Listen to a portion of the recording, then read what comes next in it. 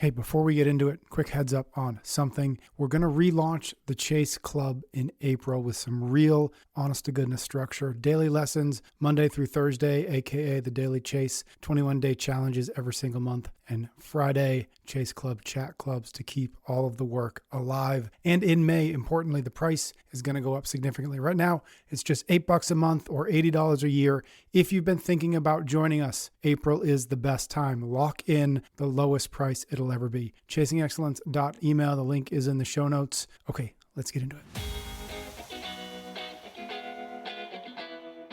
All right, guys, welcome back. Chasing Excellence, comp train specific episode with Ben and Cole.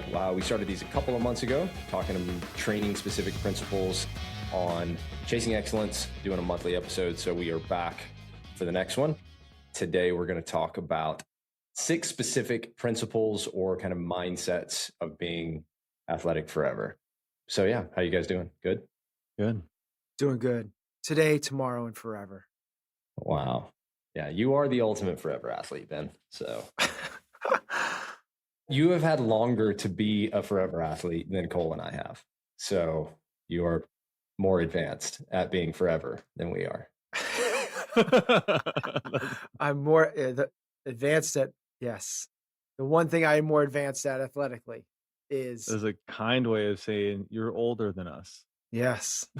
Yes. Yeah, you're further along in your forever journey and into eternity than we are.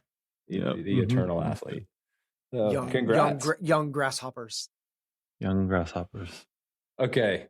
6 things that we're going to talk about today. 6 specific mindsets or frameworks of being athletic forever. As a starting point, why don't whichever one of you wants to take this, talk a little bit about just like the forever athlete approach, kind of our new era of serving the forever athlete, what we mean when we say that, who that kind of archetype or that person is. So maybe just set the stage that way. One of you guys take that. What are we even talking about when we say the forever athlete or being athletic forever? Yeah, Ben, why don't you take that? I've recently heard a couple, just you kind of spit that out and it came out pretty good. So if you have. Cool. So it starts with feeling athletic. I mean, that's really what it starts with. And you think about, I think everyone can intuitively know what that feels like, right? You have a spring in your step. You feel strong. You feel like you have an engine. You feel like you can move freely. So we've kind of framed that up into 3 kind of big buckets, right? That you're strong, meaning that you're explosive. Also that you have an engine, so you don't get tired easy, and that you can move really well. Balance, coordination, accuracy, agility, mobility. So all of those things together. Now, the forever aspect of that is it's not about short-term gains or this next competitive event. It's about today, tomorrow, and forever. It is, I want to be able to do the things inside, outside the gym, recreationally with my family from a leadership perspective, regardless of the pursuit, whatever it might be. I am in a constant ready state. I am an asset, not a burden to my family. I am the person I am trying to be, closing the gap between our ultimate potential and where we probably are right now. We're just trying to keep on continually narrowing that gap. So we want that, setting ourselves up for not just a great day today and next week, but years and decades from now as well. Cole, you got anything to tack onto that? No, as I told you, Cool. He's good at talking. It out really well. Yeah. It's just like we've spent so much time framing this up and whatnot. And, I heard him give that spout recently and I was like, hey, I know what he's going to say for the most part. And it's like, that's it. So you don't need to tack on anything more to that. It's like, let's get people feeling athletic, like they can move and have freedom. That's cool. Let's be able to participate and do things. And maybe the only thing to tack on as well is this is so dear to us, right? This is the 3 of us, our athletic pursuits. And, if I was to maybe say another thing, maybe just go back a domino or 2, because I think that's always helpful, is we haven't just chosen this pursuit kind of accidentally or because of me being a coach and Cole being a professional athlete. We choose this pursuit because of what it provides. And there is one, in my estimation, and you guys I know agree, there is sort of one shared goal for all of us inside of humanity. And that is we all wish to live good, meaningful, fulfilled lives. You can fill in the blank kind of what it doesn't matter. Everyone has their sort of like just like adjective before lives, right? Good life, fulfilled life, meaningful life, happy life, whatever it might be. And that requires, by the way, most of us, we kind of understand. We had Jim Murphy, who wrote Inner Excellence, on the podcast last week. And Great book. He says, it's phenomenal. And he says that this is made up of really three meaningful things. Well, I kind of gave away one of them, but deep relationships, having great experiences, and doing meaningful work. So if that's what a good life is, and you can argue the semantics of that, the baseline, the really kind of thing that matters to make any of those or any other things that you want, which is counter to what he calls affluenza. Like there's an influenza that is a sickness, a virus, but in society there's an affluenza. This thing that success and achievement and the bank account and the cars are going to bring us to that end. And it's not. And there's only one thing that can really keep us from actually pursuing a deep, meaningful, well-lived life. And it is lack of freedom. And that is not freedom from being able to behind prison walls or have the freedom to be able to go and explore how you want to. The only thing that kind of keep you from that is lack of health. Lack of health. If you're riddled with stage 4 cancer and you're on late exposure to chemotherapy and you are so weak that you can't get out of bed and you're in excruciating pain, you don't get to go and do those meaningful things. If you have, I think everyone by now probably has a firsthand experience, if not at least secondhand, somebody that's dealing with like Parkinson's, Alzheimer's, dementia, the cognitive decline. People that are in that state don't have the freedom to be able to go and do these deep, meaningful things. The thing that we need to take care of, first and foremost, this is so counter to the way this thing was created, which is athletics and ego. I want to look good on the beach or I want to win the race. That's what fitness used to be. And really only just the last 2 decades have we come to realize that actually this might be not only the least selfish thing that we could do, because it sets us up to be an asset to those around us instead of the person with Parkinson's that has to be taken care of, but it really, it positions us to be able to have the meaningful life. So one shared human goal, human life. What is the thing you need? Freedom. What is the one thing that can take it away? Health. How would we go about that? Be athletic today, tomorrow, and forever. Yeah, I think once we get into these 6 frameworks, it's actually probably going to move pretty quickly and be kind of the actionable stuff for people today. So I don't think it's wrong to spend a little bit more time setting the stage for this as to well, why does this matter? Because it is a very particular approach we are taking to fitness and to training, but it is one of many approaches.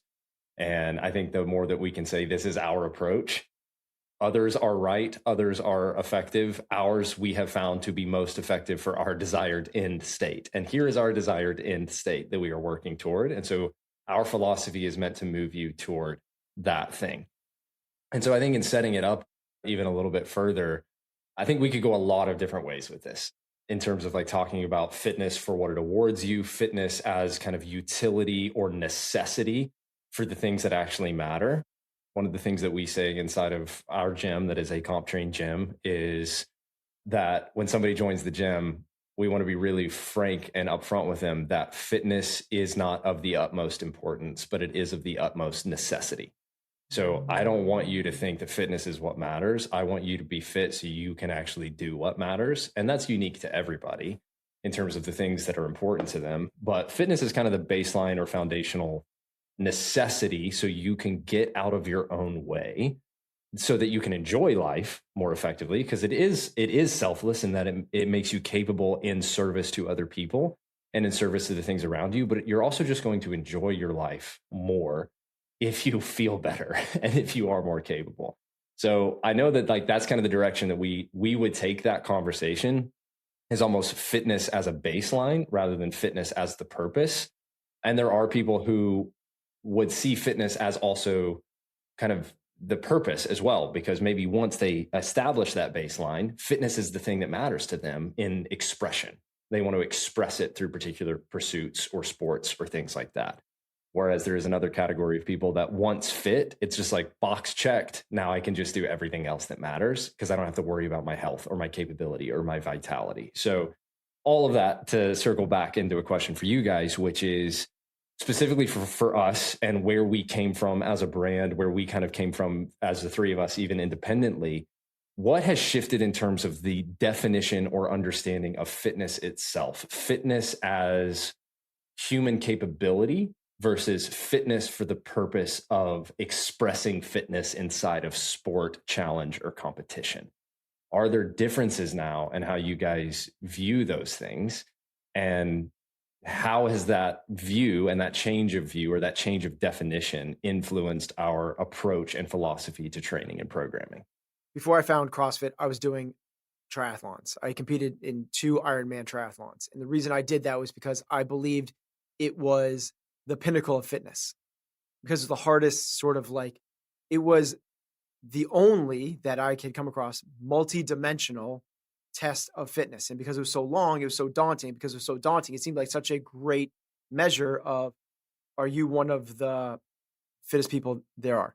Along comes CrossFit and blows. This is where I fell in love with it, right? Because it blew it out of the water. It was like, oh my God, I realized I was actually doing 3 different versions of the same thing. And to that end, it kind of came really like a brick to the face when I'm with my athletes that I'm training, strength and conditioning, high school athletes, and I can't jump on a 24-inch box as a Ironman triathlete. I'm like, something's up. Like, this is not the thing I thought I should be chasing. So that is like, so much credit is deserved to CrossFit and Glassman for reframing the way we all look at this thing. If there's a little bit of kind of like our little spin on that, it's, I think that we've kind of maybe simplified, if anything.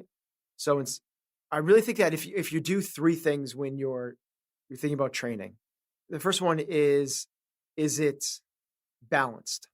That's what we're looking for. Is it balanced? Not where I was trying to make it to World Champions of Hawaii because I could do a 10-hour Ironman. That's not balanced. Like, I can't jump on a 24-inch box. There's something wrong there. I have no explosive, no muscles. So balanced.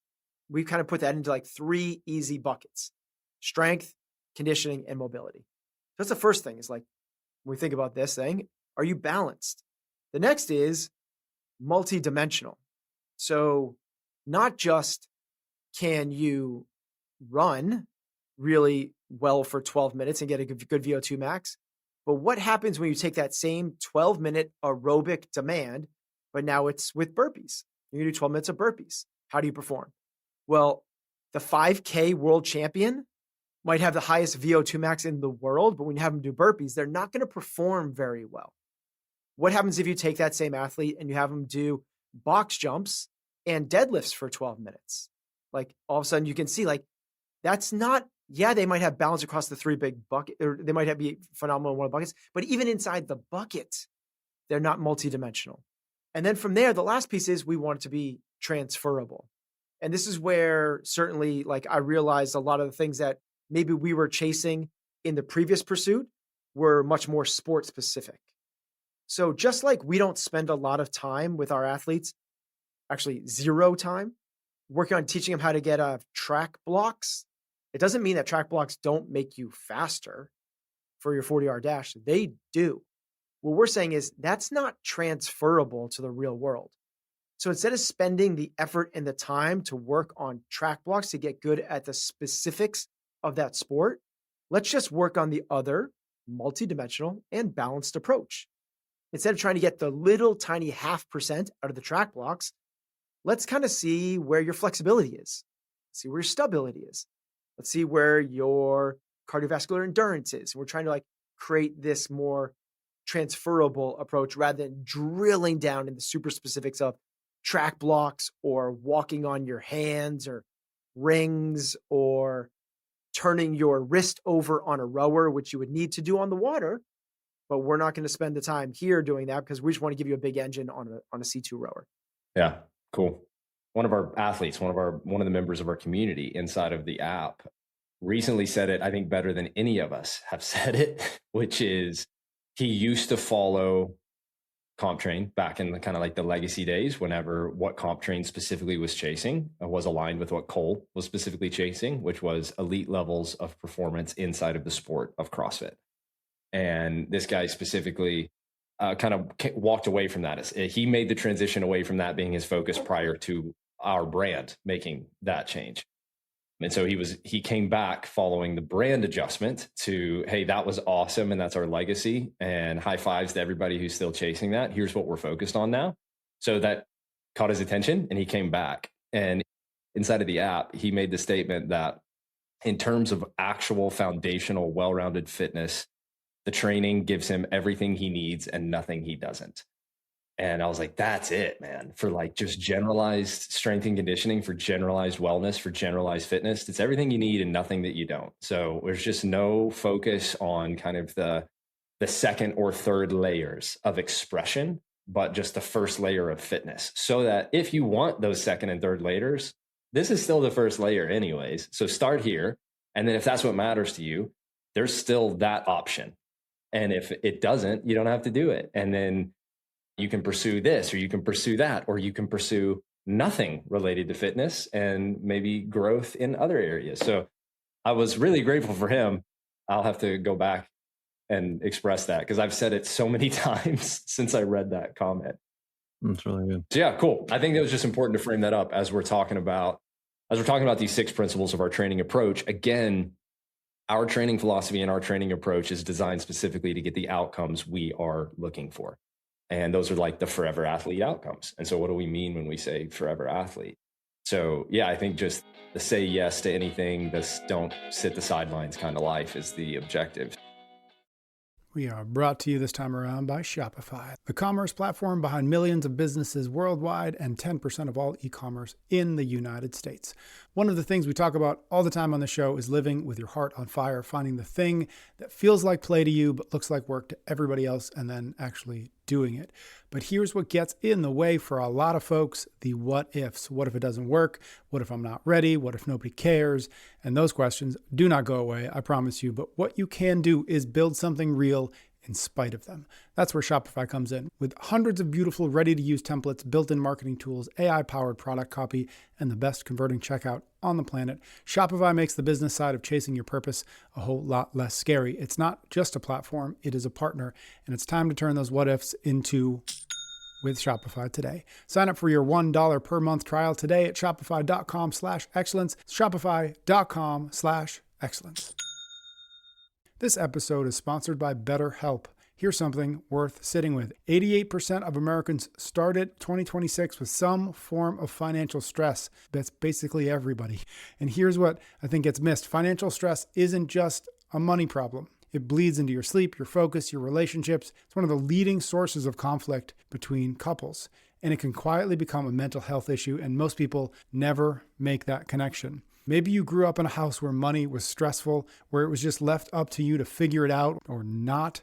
And maybe now you finally come to understand that the stress itself, the shame, the anxiety, the weight of it all is what's doing a lot of the damage. That's exactly what therapy is built to help you with. BetterHelp is not, of course, financial advice. It is a place to work through the emotions, though, that money stress brings. You can do it with a fully licensed therapist matched to your specific needs. When life gets overwhelming, therapy can help. Sign up and get 10% off at betterhelp.com/excellence. That's BetterHelp, HELP.com/excellence. We're brought to you today by OneSkin, the skin longevity company. Here's what I'll tell you about OneSkin. I love having them on board, and so does my wife. Every time a new batch shows up at the house, it's about 48 hours before it quietly disappears and ends up in her bathroom, which tells you everything you need to know. A lot of skincare looks good on paper, but doesn't actually deliver. OneSkin is different because it starts with the science. The brand was founded by longevity researchers who asked a simple question: what if instead of just covering up the signs of aging, you could actually slow them down? The research led to OS01, OneSkin's proprietary peptide and the first ingredient clinically proven to reduce skin's biological age at a cellular level. This is real science that fits easily into your existing routine. Born from over a decade of longevity research, OneSkin's OS01 peptide is proven to target the visible signs of aging, helping you unlock your healthiest skin now and as you age. For a limited time, try OneSkin with 15% off using the code EXCELLENCE at oneskin.co/excellence. That's 15% off at oneskin.co with code EXCELLENCE. After you purchase, they'll ask where you heard about them. Please support the show and tell them that we sent you. So let's get into the 6 things. We're not going to call them the absolute truths. These were just 6 things we actually posted on Instagram that seemed to resonate quite a bit with the community. And these would just be kind of like the six particular mindsets or frameworks of thinking or principles of thinking for somebody who trains like this now. Principle 1, we'll just call them principles. Principle 1, consistency beats intensity. Tagline to that is what the athlete would say to themselves. I train often enough to adapt, not occasionally or too intensely to burn out. So consistency beats intensity. Cole, there's a lot around that can be very inflammatory to some folks. Your thoughts on consistency beats intensity related to what does that really mean? How much intensity? What does that actually mean in function? Yeah. So I think the first introduction that I had to this thought, to his credit, he might have said it without fully knowing the wisdom he was actually giving me, but this actually came from Ben.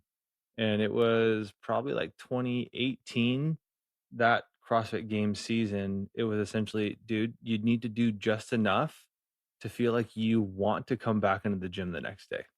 Meaning, and what he was really saying is, don't overload yourself so much on any given one singular day that you can't show up and do the thing the next day. You do just enough. It's the minimum effective dose. Don't take too much medication, take the right amount. You come in, you get your dose, you get out, recover, and let's show up and do it again the next day. Physiologically and scientifically, that's how you're going to get the best adaptations anyway, like truly. And I think that's where in the CrossFit space, it has been too perverted, honestly, of like, go hard, hit it as hard as you can, do a bunch of volume.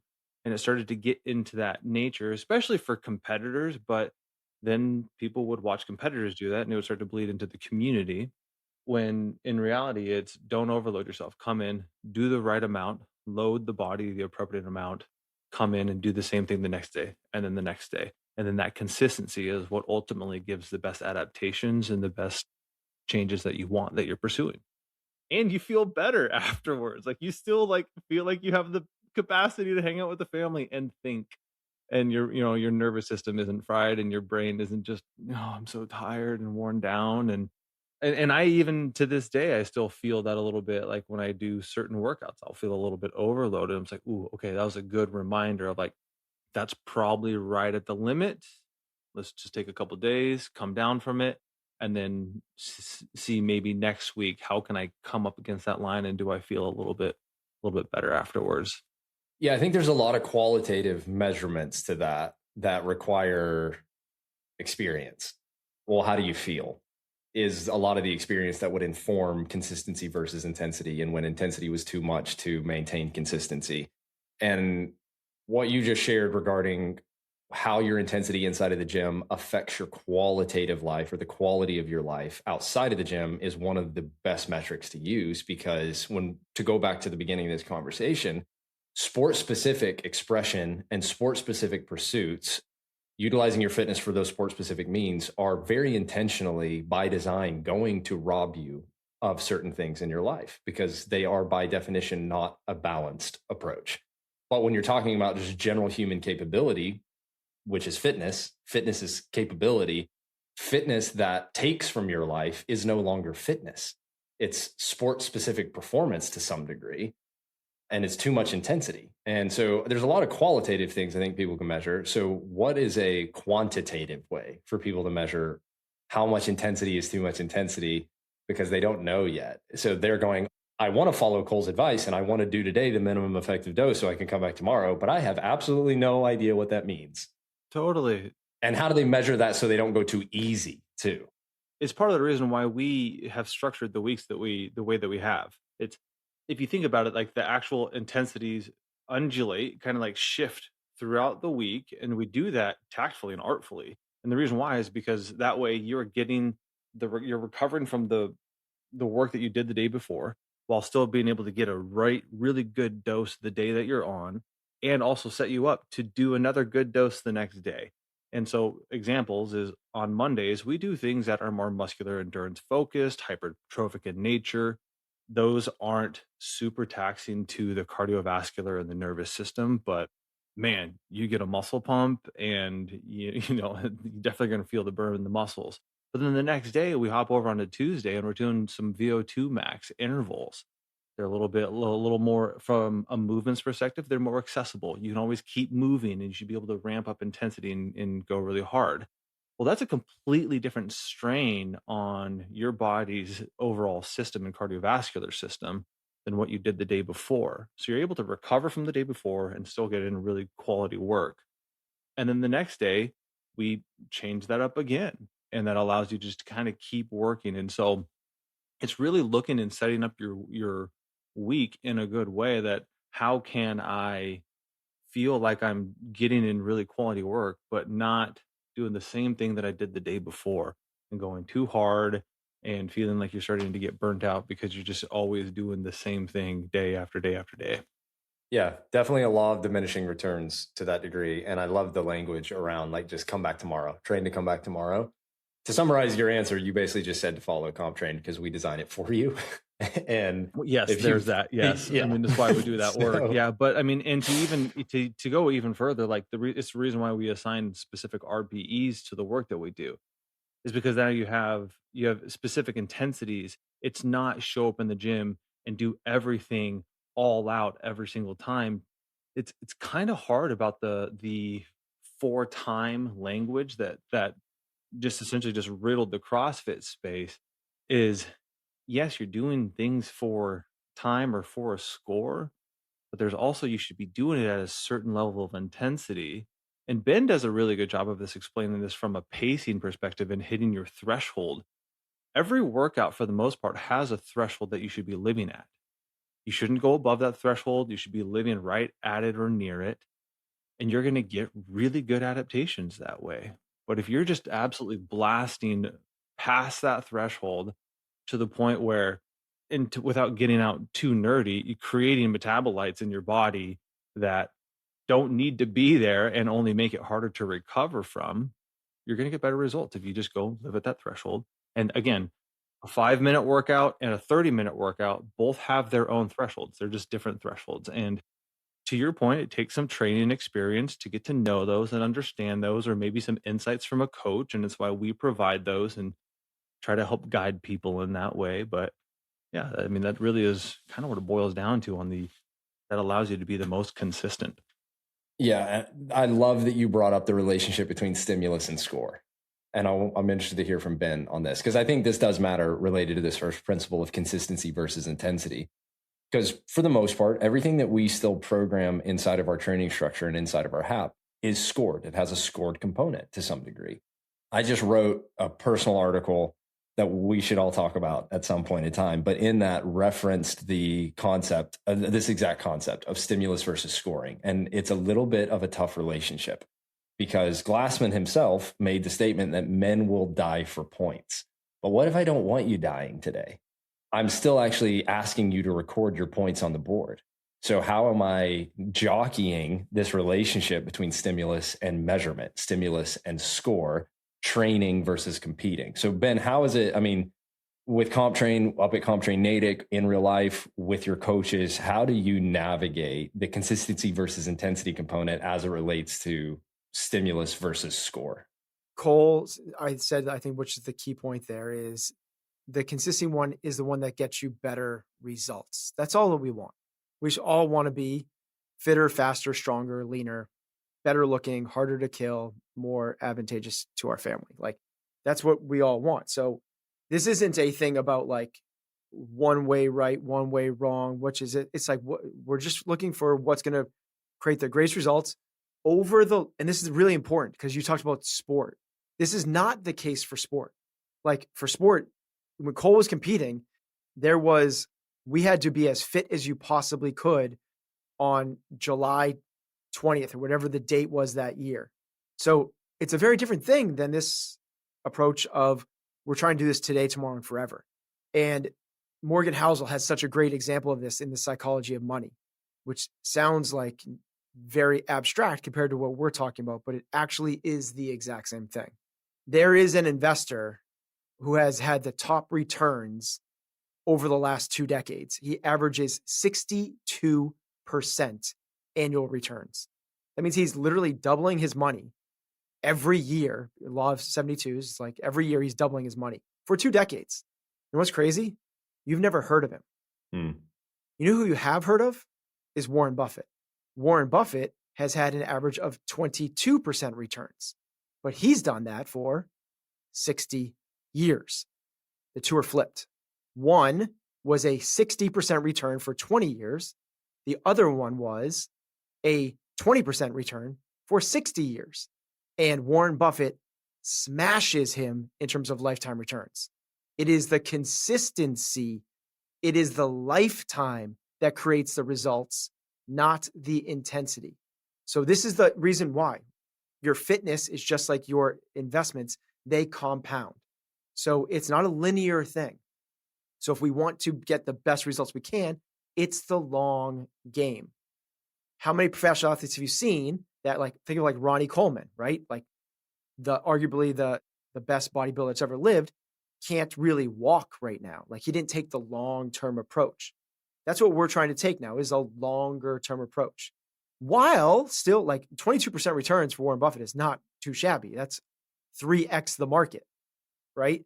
So we do want to work hard, but we want to work hard without too much risk for something that is sustainable. So how do we create that? And to your point, Cole, like, highlighted this as well. The really shortcut to that is we want the multidimensional, right? We want to be able to go for 4 minutes hard, and we want to go 8 and 12 and 40 minutes and so on. The real, how do you know you're doing this to get to from your qualitative, which is like, how do I feel, which is right, that affected me today in a big, big way, to quantitative. Like, how do you actually know you're doing this? And it's so dang simple that almost gets thrown out as not even a variable to discuss. It's so simple that all you have to do, you don't have to know your lactic threshold, your VO2 max, your anaerobic capacity. You don't need to know any of those things. Did you perform every round at the same pace? That's it. That's it. If you do that for 12 minutes and you run around a track and every lap is the exact same, I know you went out the entire time at your VO2 max pace. If you go out and your first round, your first lap around the track is 35 seconds faster than your last one, I know that you came out too hot. You had too much intensity and not enough consistency. That is the thing. We don't need to prick your ear. We don't need a heart rate monitor. We can just go, did you get the same pace every single time? And then to know that you're not sandbagging it, were you able to go how much, when you went in the last round, were you able to go a notch faster, or were you able to go 2, 3, 4, 5 notches faster? If you went 2, 3, 4, 5 notches faster, you sandbagged the first ones. If you could kick up one little notch because now you're tapping into that last little bit of anaerobic capacity, you did it right. Like, this is so much simpler to bring into the real world. You don't need a lab to understand threshold. Yeah, it's good. Yeah, I think summarization is train to come back tomorrow. The more times you do that, the more data you're going to gain in order to determine what training to come back tomorrow actually means for you.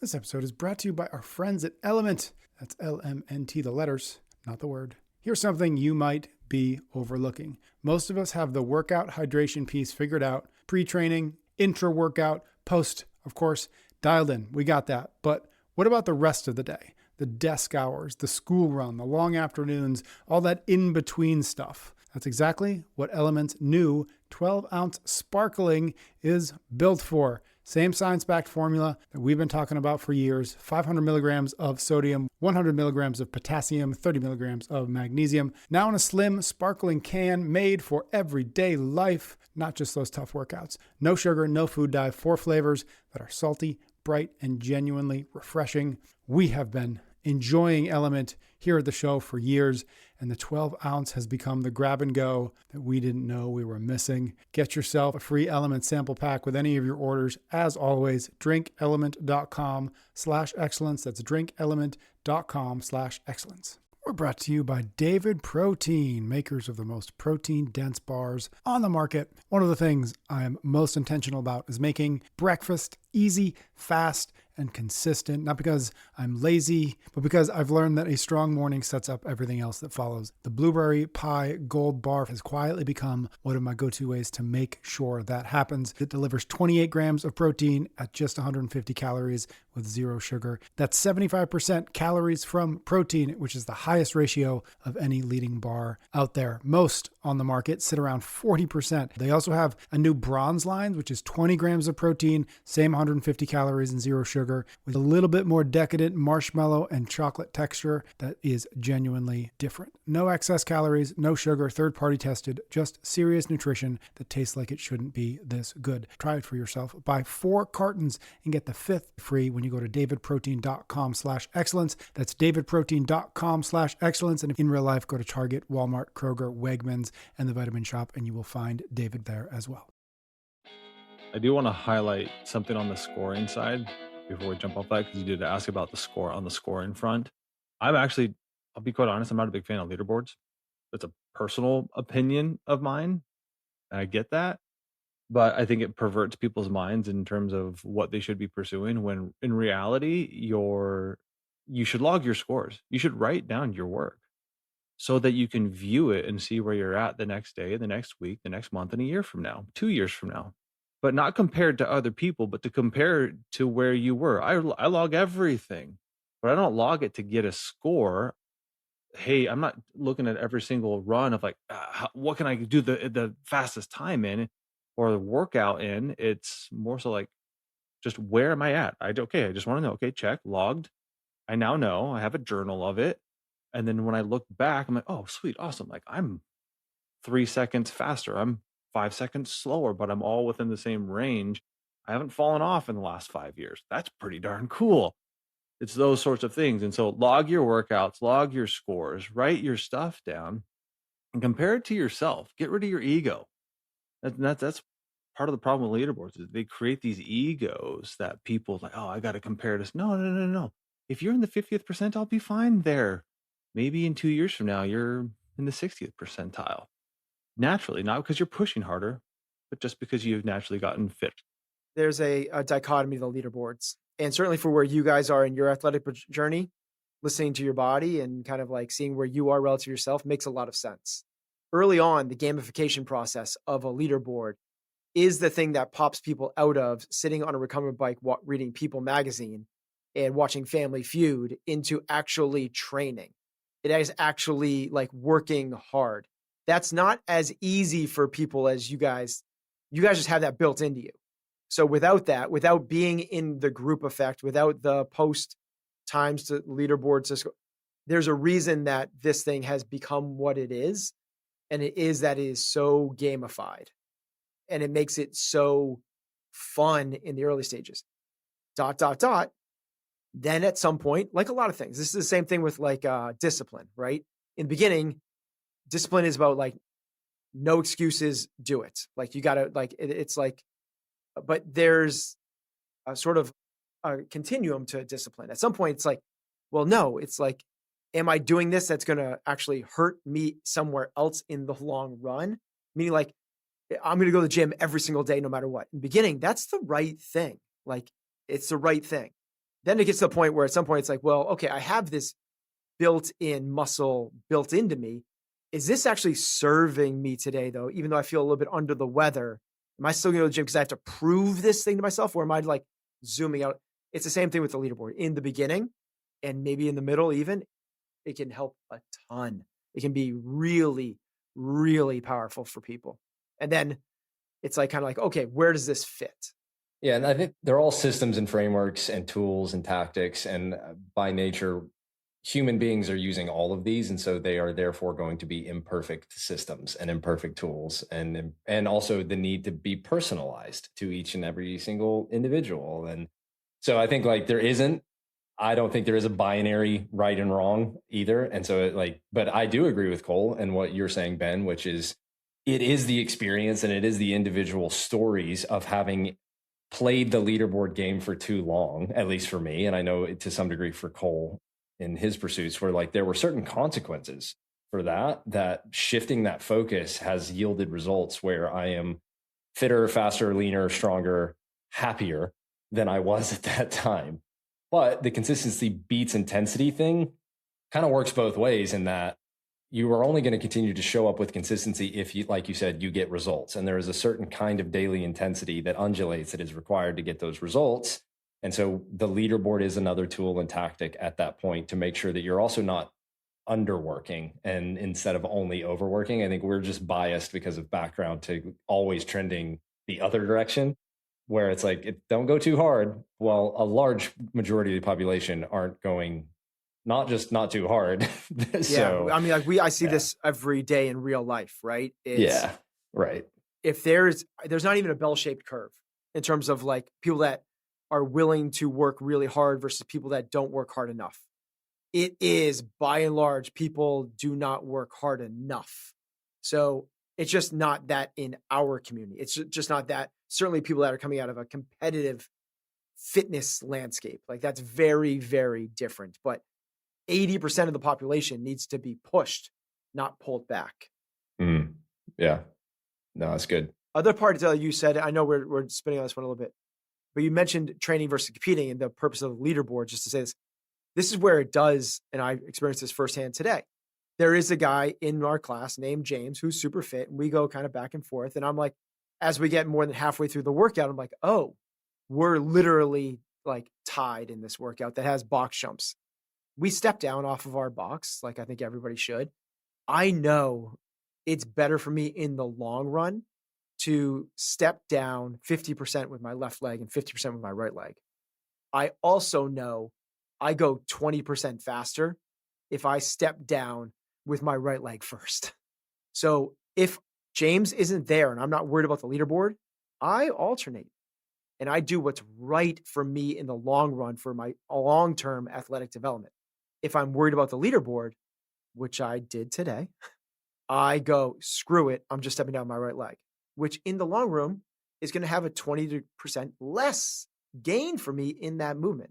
So it's one of those things of understanding truly, are you trying to take shortcuts for scores, or are you meaning just this is the way I move? Think of this in terms of people doing a rounded back deadlift.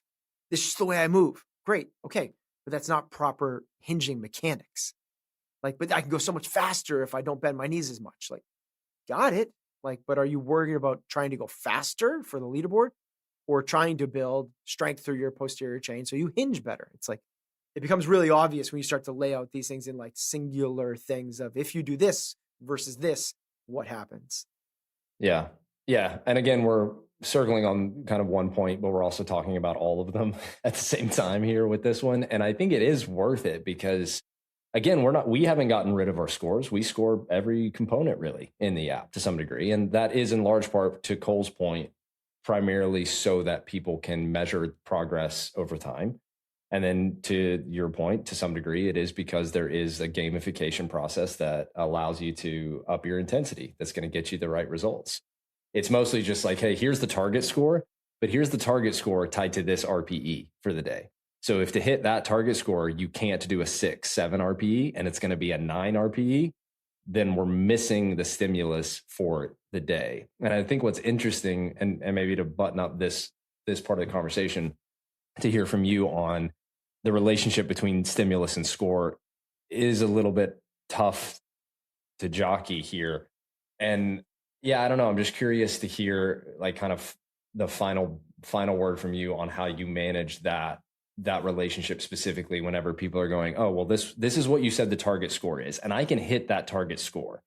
But we are also saying that target score is meant to be executed at this intended intensity so that you can come back tomorrow. And it's balanced across a whole week and it's balanced across a whole month. And so even though I am asking you to score this specifically, and I'm saying the target score for this workout is this specific thing, how are you kind of psychologically coaching that athlete to adhere or comply to that level of intensity so that it is appropriate and they're not burning out and not able to come back tomorrow. Yeah, I'm actually not a huge fan of RPE because I think it's so misunderstood. And this is the problem it creates. So if you say we're going to do a Norwegian 4x4, and that is an RPE of 7, which is VO2 max, is there anybody that gets done with a Norwegian 4x4 that doesn't feel like it's a 9? Sure. Right? It starts at a 7, maybe. That's what we have to understand. What we're saying is you start at that level. And then, as I said, you don't need to know any of these things. You don't need to know any, like Jamison, you don't need to talk about any of these RPEs or anything else. You go, were you able to hold not the same calorie output, not the same pace across the whole workout? So meaning if let's say we're doing a Norwegian 4x4 on a bike, let's say we're using calories per hour. I don't even want to know, did you get 75 calories every 4 minutes? That's not as important to me. What is important to me is, were you able to hold 1,100 calories the entire time? Because if one of them, you come out and you start off at 1,650, but you end the interval at 900, and the next one you go 12, but end at 9. And it's like, no, we're missing the idea behind fitness is how much time can you spend at the threshold? Each one of these different training zones, to get the exercise science, do different things. Like they just frankly just do different things in your body. You think almost as like difference of like weightlifting versus cardio versus mobility. They do different things. So if you take a bike and you're going to do a 4x4, that's doing very, very, very different things than if you're going to be on a bike and you're going to do 40 minutes nonstop. Like they're just different. They're different adaptations in the body. So if you come out and every time you come out, you just kind of like throw everything, or you go like, I'm going to do this at a 7. It's too arbitrary, especially for beginner athletes. They don't know what the hell a 7 feels like. So just go like, hey, were you able to hold that number the whole time? It's that simple. Good. It's like literally that simple. Were you able to hold that number the whole time? So we did the workout today, which was 28 minutes of 7 toe to bar, 14 box jump, and it was 7, 14, 21. Toe to bar, box jump, calorie bike. Every single time I'm on the bike, I'm like, I want to be at 1150. And I'm going to try to deviate by no more than like 20 calories per hour, like very, very small. I'm going to get the unbroken on the toe to bar every time. I know my transitions every round should look the same. This is the secret that every single cardiovascular athlete in the world knows. You have to train different zones to be able to build up your fitness. You don't just go and run 3 miles every day at a leisurely pace. You're never going to get there. So what you do is you mix these things in to make sure you're getting all of the different modalities. And it's as simple as sustainable pace. Yeah, that's great. We can talk about that for, I think, longer than we need to. I'll move on to the next one. I do think we have basically touched on all 6 of these by talking about the first one. So I'm interested, maybe as we move through these, let's be more just like actionable. So very, very particularly, if these are training principles we really want to lean into regarding our philosophy and our approach, how are we very specifically kind of baking this into that approach? And how can somebody take this concept and apply it to their next training session? So first one was consistency beats intensity. Big takeaway from that is train it as sustainable effort and come back tomorrow. Second one, capability over appearance. What the athlete would say to themselves with this ethos is that I build fitness that shows up outside of the gym, not just gym fitness. So capability over appearance, thoughts on how somebody can implement that in a training structure and in their next training session. Well, I think the whole capability over appearance concept is one to call out the fact that if you show up consistently, you're going to become more capable. And by showing up consistently, as long as you are being disciplined in other areas of your life, you're sleeping well enough, you're mitigating stress, and you're recovering well, you're eating well. Like, don't overlook that. Your appearance is going to follow. You're going to love the way that you look. You're going to love the way that you feel. So those are going to show up, and those are going to come if you are disciplined in the other areas as well. Yeah, I think about it in terms of like a return on investment. If we're saying that capability trumps the value of appearance, to your point, you're going to get the appearance benefit if you comply with the training program. But maybe like an order of importance of if you had 20 minutes versus 30 minutes versus 60 minutes versus 90 minutes or whatever to train. In the app, that would be your 30-minute track, 1 hour track, 2 hour track. What are like in order of importance when we're saying capability over appearance? That would probably mean if you have 30 minutes today, let's not focus on like hypertrophic sets of dumbbell curls or sets to failure of some sort, like banded tricep extensions, things like that. So maybe like ROI, like return on investment. Appearance does matter to people because it is an improvement of quality of life and confidence and all of those things. It's what people want out of results. So how does that show up in our training structure of like return on investment and highest leverage, valuable things to deliver capability? And at what point is it okay to pepper in, I just want to look better stuff?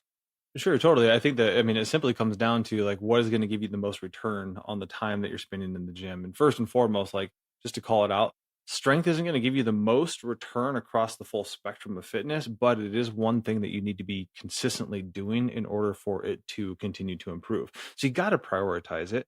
It is also going to give you the muscle adaptations that you want, will have a plethora of benefits of having. But then in terms of the way that you do the next thing you down, the way that you do conditioning next, is that's also going to be the next area that gives you the most bang for your buck. And so make that something that is multimodal. It hits multiple buckets at once and you can squeeze it in a short period of time. Then once you've gotten those two things knocked out and prioritized throughout your week, then you start to layer on the additional work. Then you add in some of the additional accessory work that is good for tendon health and muscle health and for a durability and longevity purpose, as well as aesthetically. Yeah, absolutely. That's always nice to have a little bit more muscle mass and just to look good in the mirror. But then also the additional aerobic work, like build that in too at an appropriate level and the appropriate time to prioritize on, yeah, sure, your goals, you can prioritize it that way, but then also just from the general cardiovascular health and longevity perspective. But that's how we naturally prioritize things for people based off of how much time you have. You know, if you have 30 extra minutes, hey, great, awesome. Then go snag this piece. This is the next piece that we would have you do, and kind of so on and so forth. I think of it as the way I think about this. If I've done class, I've earned the right to do curls. Yes, That's a good one. Simple. That's it. That's simple. Every day. That's what it is. It's like, so class involves, so just so people know, class is 3 days a week. We do strength plus a short conditioning piece. Other 3 days a week, we do a long conditioning piece. So if you're doing that, then yeah, then there's totally space because form follows function. Function doesn't follow form. So for your bang for your buck, if you want all things, we want to make sure you're doing the class and then you can do the other stuff as extra. The other way I think of it as well is if I've done 5 days a week. So if I've done 5 days a week and I want a sixth day to just be bicep curls and donkey calf raises, like then I've earned it. Like you've already done your 5 days. So it's cool. That's so good. No, it's such a good principle. It's like check the box. I mean, that is why we program in the way we program. It's this like highest return on investment. So principle 1 was consistency beats intensity. 2 is capability over appearance. A good training program that is focused on well-rounded fitness should basically program in order of importance for human capability. The next 2 are, we'll just combine them because the next 2 are strength for longevity and then engine before ego. So you don't lift beyond technical failure, you lift for the long game regarding strength. And for engine, you train at intentional efforts or intentional levers of intensity. So we've already talked at length kind of about both of those things, but maybe speak to those things in terms of kind of the both quantitative and qualitative outcomes of valuing strength first, making sure we're checking the box on that on a very consistent, progressive way. And then the intentional levels of intensity, and maybe kind of just bring in even kind of the research and science that has backed our approach and our philosophy at why we prioritize those things first and foremost. Certainly. I mean, it's so easy on the strength one specifically to consider where some of the best adaptations live, and that is in the 80 to 90% range. And honestly, if you're just living right around 85%, that's a great place to live on the regular. And the reason why is because you're likely at that percentile, you're not going to be going so hard that you're going to start to lose form. That's what we mean by technical failure. You're lifting with good form and sound technique all the time, no matter what. When you start to get near 90%, 90 to 93, that's when, depending on how tired you are, what your training was like before, what your nervous system was like, you start to run into some issues where you might start to have some technical breakdown. You don't need to work there because you're still getting really good adaptations, if not arguably the same adaptations, by working at 85% and moving that really well with speed. So live there, because that's going to set you up for the long game really, really well. And we do undulate intensities for people. We progressively overload in training, and there's definitely some really important value to that we spent a whole episode talking about that. But it's what we're talking about here is lift to technical failure. Don't go beyond that. That's the right adaptation that you're looking for. And from a muscle perspective, from a nervous system perspective, and you're likely not going to you massively reduce your injury risk by living by that principle. Practically, somebody who wants to adhere to this training style and wants to adhere to this, like these outcomes. Like, I want to be athletic forever, train for the long game. I want fitness to add to my life, not take from my life, that whole thing. Somebody who sees fitness as synonymous with just human capability, an advanced level of human capability, to say the least. If that's the person we're talking to right now, how often should that person be failing lifts? Failing lifts? Yep. 0. Never. Right. Great. How often should that person be testing their 1 rep max? 0 to once a year. Mm-hmm. I was going to say 1 time a year at the most, if you happen to be feeling really good that day. It should be off of feel. Like, in my opinion, like, you're feeling really, really good and the bar's moving really, really well, and you just kind of feeling it that day, take it for a spin and see what you got. And if it happens to be a PR, great. You can progressively overload it for people, and we peak people to test 1 RMs throughout the year, but it's because we also recognize that psychologically people want to do that. And so we try to set them up for success in order to give an attempt. But even in the way that we word it and program it is, you're not going above technical failure. If your form breaks down, you're done. You didn't set a PR. Deal with it. Like, that's okay. Well, you'll have other attempts in the future. The same principle applies. Just because you're going for a new PR doesn't mean that you get to have technical breakdown. And to call it out, all of the issues I ever had athletically typically came from trying to do lifts too heavy with bad form because my ego was getting in the way, and I was just trying to do something that I was trying to lift heavier than I should have been lifting that day. And that usually created problems recovery wise that made it hard for me to train the next day or even the next week. It just doesn't need, you don't need to. You just don't need to. Yeah. I know it sounds like a stupid question. So I want to just circle back to it and let Ben speak to that, because I know it sounds silly, but people fail lifts all the time. Yeah, but that doesn't make you stronger. That doesn't make you That's fit. it. And that's what we just want to, like, get people the best possible results we can. So the way that we structure that is very, very, very heavily influenced by the Chinese weightlifting methodology, which is they just do triples at 85% all the time. And then to Cole's point, they don't have times when they do singles. The time they do singles is when they feel awesome. So triples at 85, triples at 85, triples at 85, triples at 85. Oh, today is a good day. Not awesome. Maybe I'll go for a heavier double. Done. Well, and then all of a sudden, a couple weeks down the road, like, today feels awesome. Okay, cool. Let's see what we got and build up to the heavy one that day. But that's really, it's such a simple program where it's, let's work them at their threshold, and then athlete autonomy. You give the athlete the power to say, and then we're going to go for it here. Yeah, that's good. Yeah, I think it's such an important component for both strength and conditioning at the opposite ends of the spectrum. I think it's the same thing for beginners, and it's the same thing for advanced athletes that get caught up too much in the only way to get better is to see this number increase.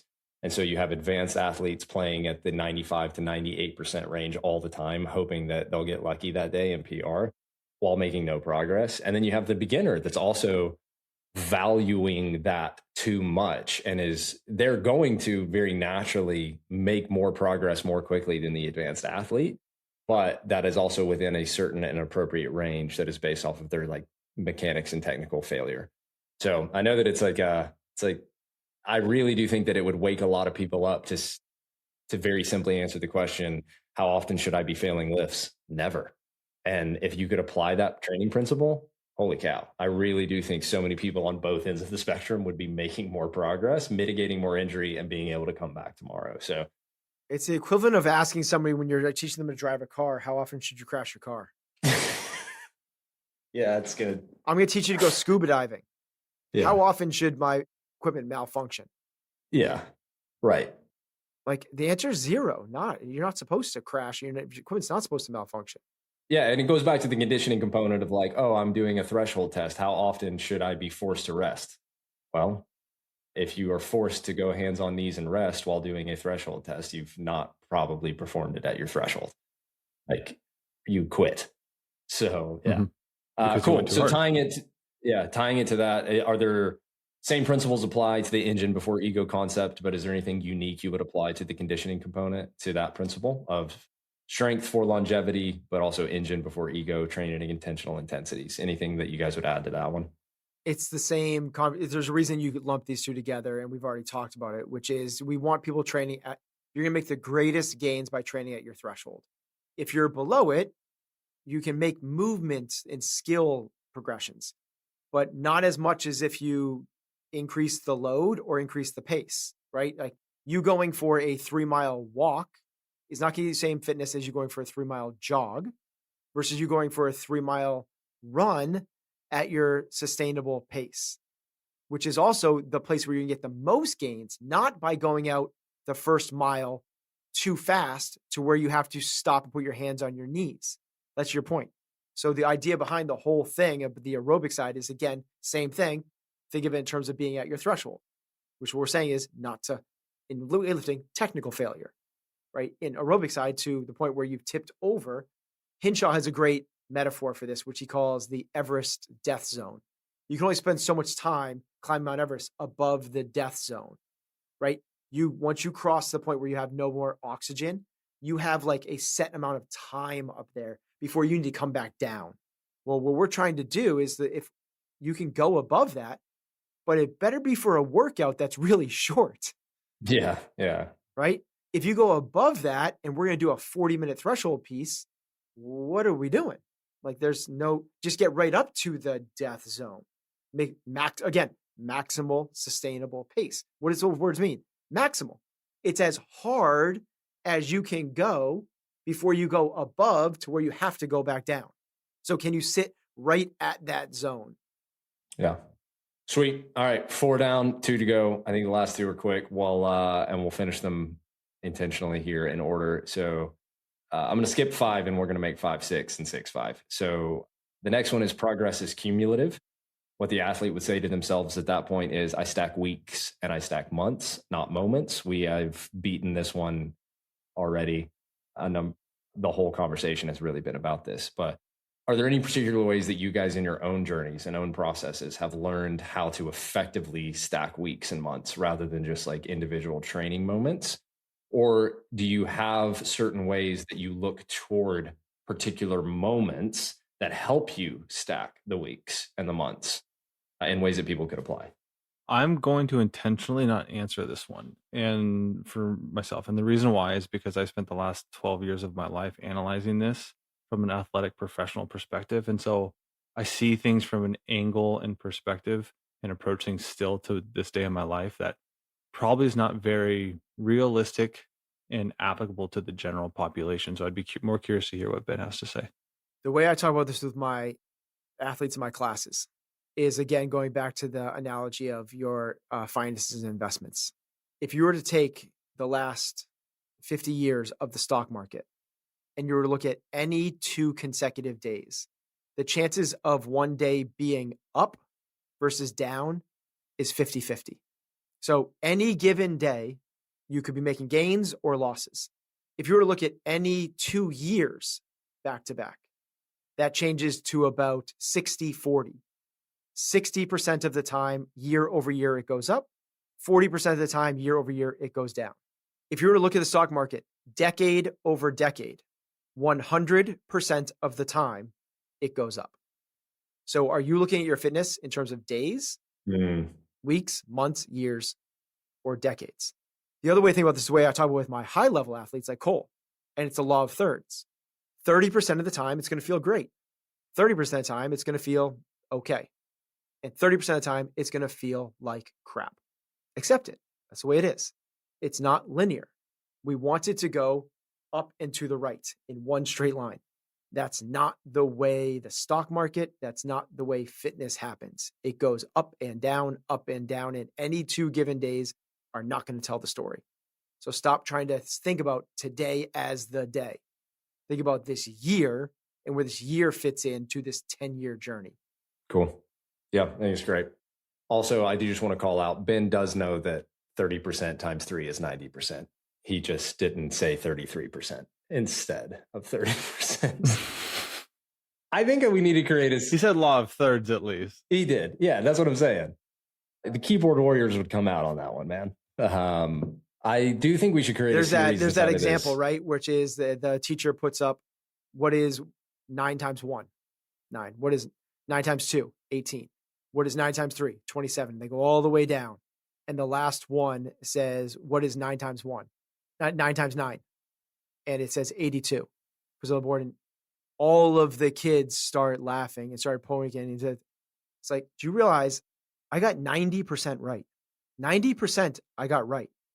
And how quick everyone wants to jump on the 10% I got wrong. This is the thing about, this isn't about you. This is about keyboard warriors. We are so eager to point out the shortcomings and the faults of others, and so hesitant and non-aware of the amazing successes that they are creating. Yeah. It is interesting, man, because like it is the filter at which I view a lot of our communication is like, what's the level that we mitigate or even have to mitigate that versus we just accept the fact that everybody is looking for something to attack. And how do we like maintain sensitivity to that versus just accept it? So Morgan Housel talks about, I'm reading Psychology Monday right now. So this is why there's a lot of these financial things. He speaks to this. Optimism sounds dumb. Guys, it's going to, no, like next year's going to be great. Like it's going to be awesome. As opposed to, here's all the reasons that these catastrophic events could happen. That sounds really smart. And he gives these examples of the covers of the New York Times and these really smart professors from Ivy League schools creating these articles about the predictions of the future and how catastrophic they are about what's coming down the pipeline. They sound really smart. Where if you were to say, this is the good things that are going to happen next year, those will never get published. So we have not only do we have a propensity towards negativity in terms of survival mechanisms, it actually is the societal games that we play. The pessimist gets rewarded. Yeah, for sure. That's not even one of our training principles, but that may be the most important part of this conversation. Cool. Okay, last bit.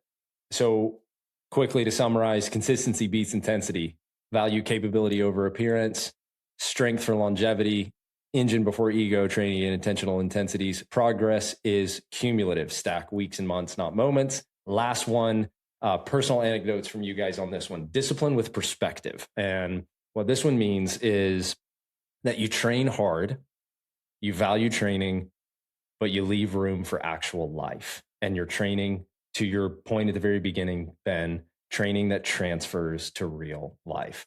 What are ways you encourage people to integrate this perspective into their training? How can they integrate this into their training? How do you guys integrate this into your training? How has it influenced you? Final words on that in terms of just like personal experiences.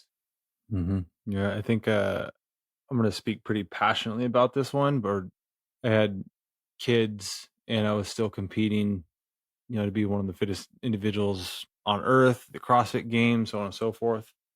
And I didn't feel like I could play with my kids at the end of the day because I was training so hard and the intensity was so high that I was worthless outside of the gym. And it takes discipline to show up, train the right amount in the right ways at the right doses so that you can show up and have energy for the things, so you can have good cognitive function, so you can physically feel like you can get up and kids want to go for a scooter ride and you're walking behind them and they've gotten 50 meters out in front of you and they're about to cross the street and you need to go run after them, and you can do that. That is what matters, not your gym time, not your scores in the gym. It's what you can do outside of the gym. It's feeling like I had a neighbor knock on the door last night and Genesee opened up the door and said, "Oh, do you need Cole's muscles?" Because I needed something lifted. And are you overloading your day? Are you balancing your day enough that when your neighbor knocks on your door, you don't feel like they're interrupting your life? You feel like you're ready, there, and able to help, and you're happy to do it. It's those sorts of things. And so discipline your life so that you have room to be interrupted, to go do the things that need to be done outside of it, to be that asset that we've talked about, and to be of service to the world, a value add, not a drain. Cole said it. Yeah, I think that, to your point, Cole, like, I don't think you're ever going to train so hard that somebody knocks on your door, asks you to help move a couch, and you can't do it. I don't think that's the problem we're really talking about here, that we're trying to solve. I think that you could certainly be training in a way that, like, you don't want to go move the couch and it's uncomfortable, but you are going to possess the human capability to help move a couch, really, no matter what. I think the unlock is more what you're talking about, which is, do you have the presence to not feel like they are interrupting your life whenever they knock on the door? And honestly, like, overtraining and valuing training beyond its, like, kind of appropriate place in your life can just be an interruption in that way. It can consume so much of you. It can become such a priority rather than enabling you to actually be better equipped for your priorities. And so I think it's that, man. Like, how do you feel when the person interrupts you? Because you haven't used all of your capacity, energy, neural and otherwise, and you have zero margin for what's left outside the gym. And so I think, yeah, it's so good. That's such a great example. That's coming at it from and it's so valuable and so real, coming at it from Cole and your perspective, Jamison. There's the 100% flip side of that as well. Sure, you can't move the couch. Yeah. Right. I mean, we're talking about the 80-20 again. 80% of the people can't sprint to go rescue their kid who's about to cross the street because they can't sprint. 80% can't lift up the couch. So they need the discipline. They need to protect. They need the protect the training times. So they are the asset. They are the thing. So there's the one aspect, which you guys are talking about, which is let's protect against overtraining. There's the other aspect, which is the vast majority of the public. Maybe not the people listening to this podcast, but certainly the friends and family members of the people listening to this. And in that aspect, it is protecting and having the discipline to become physically capable.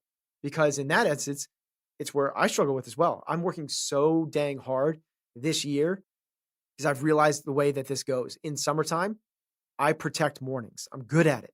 In the winter, I'm terrible at it. And I let all of the work stuff that I have creep in. It happens to me every single day where I want to have this level of commitment to my morning routine to be able to do the fitness the way I want to. And it gets eaten up because there's a lot of things that are conflicting and kind of pulling at me.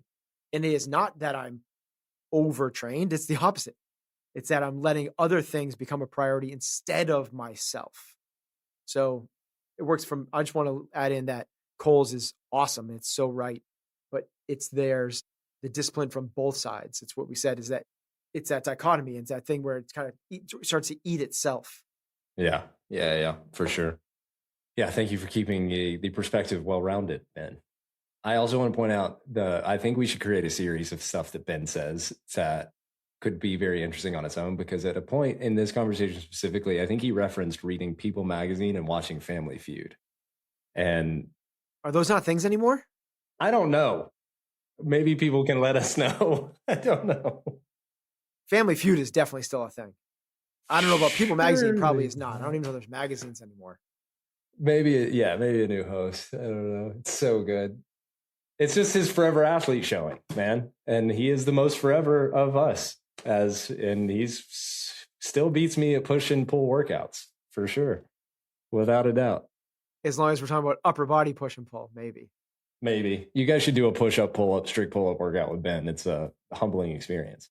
Anytime you're around Boston, go do a push-up, pull-up workout with Ben, and he will prove to you the forever athlete nature of his capability. maybe not well-rounded, maybe not balanced. It's fine. Cool, guys. All right. Great conversation. I think the final word here would be, I think the cumulative result of these 6 things means that you are training in a way that obviously improves your life, doesn't take from it or replace it. You look good, you feel good, you play good, life's better. I think as a final bit of value to tack it to what we were saying at the beginning is, do you train in a way that inspires other people to join you on the journey? And I think for a really long time, for those of us who value training a lot, it became something we did in a way that was not very compelling to other people around us. They're like, man, you seem kind of miserable. You seem way too sore. And it, like, nobody was really compelled to come and join me in the process. And I think that works at both ends of the spectrum. If you are, undertrained or overtrained, either way. And it really is this like well-rounded, balanced, super capable adaptation to your real life that people look at it and be like, that guy seems, or that girl seems like she is thriving, that she has vitality. And I would like more of that. And I think these 6 things end in that result. It puts training in its appropriate place and gives you the results that other people look at and go, wow, that seems, to Ben's point, like it is really helping that person live the good life. I think that's the whole thing is are we doing things in a way that inspire other people to unlock things in their own life as well? And I think these principles lead to that. So great conversation. We'll be back next month to talk about more things. Guys, if you're listening to this, we would love to hear, you would have to be listening to this if you heard what I just said. So as you are listening to this, Oh, it's so good. give us some thoughts on training specific things that you want to hear us talk about, anything specific you'd want to hear from Ben and Cole on training specific stuff here on Chasing Excellence. Hope you enjoyed the episode. See you next time. Thank you so much for being here. 2 quick things before you go. First, the 531 listener guide for this episode is in the show notes. 5 big ideas, 3 reflection questions, and 1 key takeaway. Check it out at the link in the show notes. And second, if you're ready to do the daily work, not just listen to the show, the Chase Club is where the crew does that together. Daily lessons, monthly challenges, a Friday Chase Club chat club, all of it at the link in the show notes and chasingexcellence.email.